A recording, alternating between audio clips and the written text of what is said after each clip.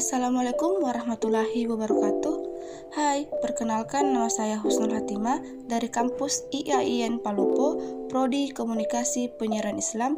Di sini saya akan menyelesaikan tugas mata kuliah Komunikasi Organisasi dengan dosen pengampu Ibu Ria Amelinda SIKOM MIKOM.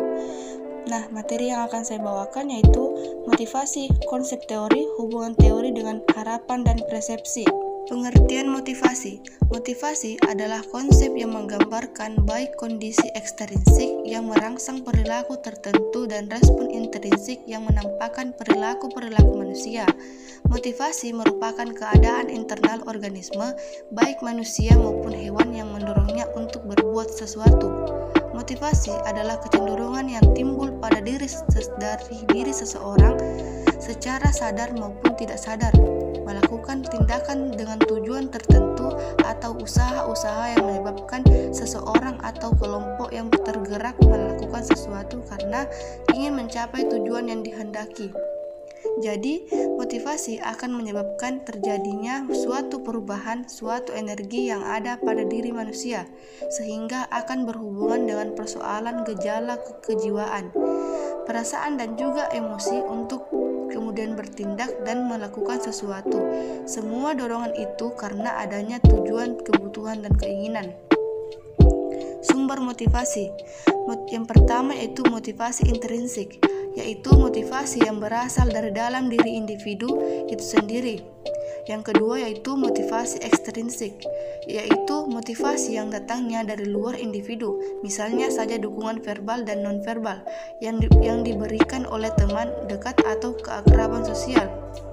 Ketiga, motivasi terdesak, yaitu motivasi yang muncul dalam kondisi terjepit dan munculnya serentak serta menghentak dan cepat sekali. Klasifikasi motivasi. Yang pertama, motivasi kuat. Motivasi dikatakan kuat apabila dalam diri seseorang dalam kegiatan-kegiatan sehari-hari memiliki harapan yang positif, mempunyai harapan yang tinggi, dan memiliki keyakinan yang tinggi bahwa ia akan mudah dalam melakukan aktivitasnya berkaitan dengan persoalan yang dihadapi. 2. Motivasi sedang.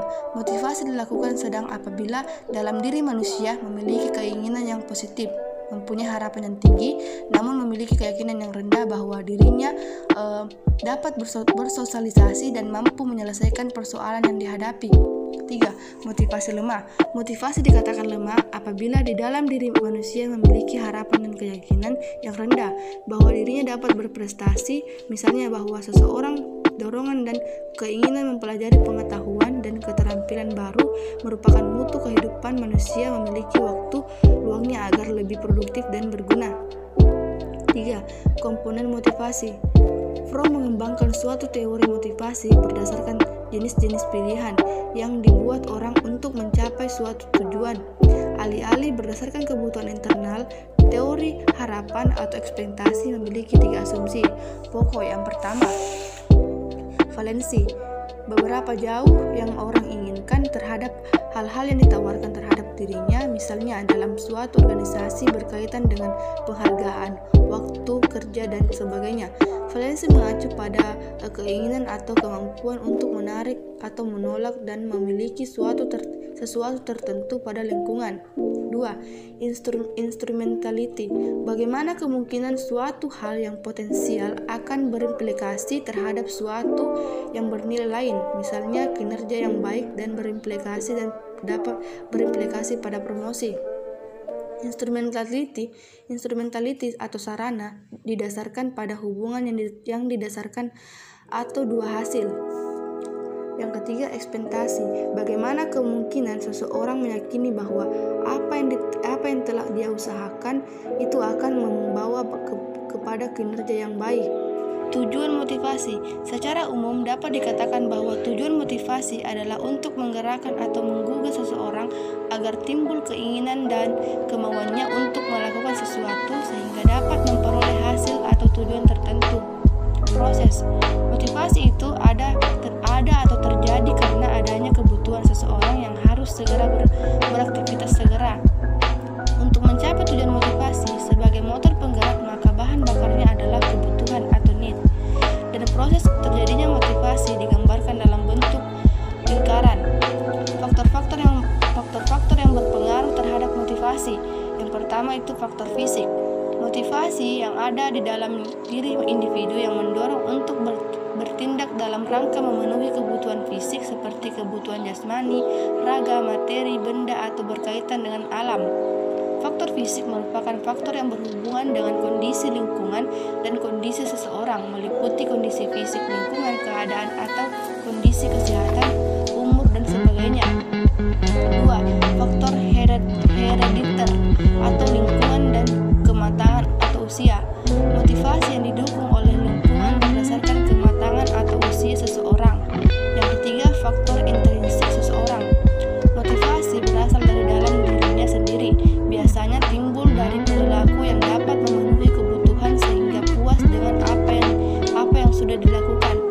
Keempat, fasilitas atau sarana dan prasarana. Motivasi yang timbul karena adanya kenyamanan dan segala yang memudahkan dan tersedianya sarana-sarana yang dibutuhkan untuk hal yang diinginkan. 5. Situasi dan kondisi. Motivasi yang timbul berdasarkan keadaan yang terjadi sehingga mendorong memaksa seseorang untuk melakukan sesuatu. 6. Program dan aktivitas. Motivasi yang timbul atas dorongan dalam diri seseorang atau pihak lain yang didasari dengan adanya kegiatan atau program rutin dengan tujuan tertentu. 7. Audio, visual, atau media. Motivasi yang timbul dengan adanya informasi yang didapat dari perantara sehingga mendorong atau mengunggah hati seseorang untuk melakukan sesuatu. 8. Umur.